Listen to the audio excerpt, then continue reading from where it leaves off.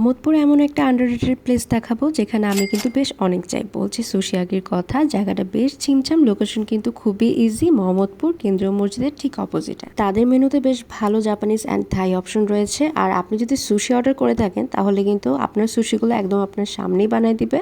So আপনি কিন্তু আপনার সুশি মেকিংটা একদম আপনার চোখের সামনেই দেখতে পাচ্ছেন। আমি নিয়েছিলাম 2 টাইপের sushi, ebi with sake and strict of red. অ্যান্ড তাদের সুশিগুলো কিন্তু একদম পুরা ফ্রেশ ইনগ্রিডিয়েন্টস দিয়ে বানানো হয়। আপনার সামনে যেহেতু বানিয়ে দিবে সেহেতু তখন আপনারা দেখতেই পাবেন কিভাবে বানিয়ে দিচ্ছে অ্যান্ড কি ইউজ করছে। একদম ফ্রেশলি মেড থাকায় সুশিগুলো খেতে কিন্তু বেশ মজা লাগছিল। আর তাদের মেনুতে কিন্তু আরো অনেক অপশন রয়েছে। আমি ট্রাই করেছিলাম তাদের থাই ক্লিয়ার স্যুপ।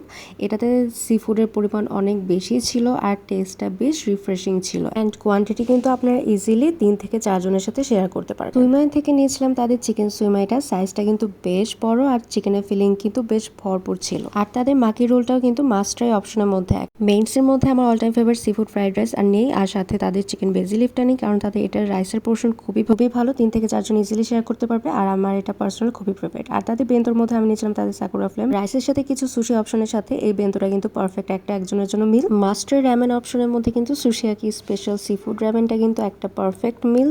ড্রিঙ্কস এর মধ্যে কিন্তু রিফ্রেশিং জুসের অপশন কিন্তু থাকছে। সো ওভারঅল যদি আপনারা সুন্দর একটা ফটোজেনিক প্লেসের সাথে রিজনেবল প্রাইসের মধ্যে পুরো ঘুরে আসতে চান তাহলে সুশিয়াকি হবে আপনার পারফেক্ট একটা প্লেস।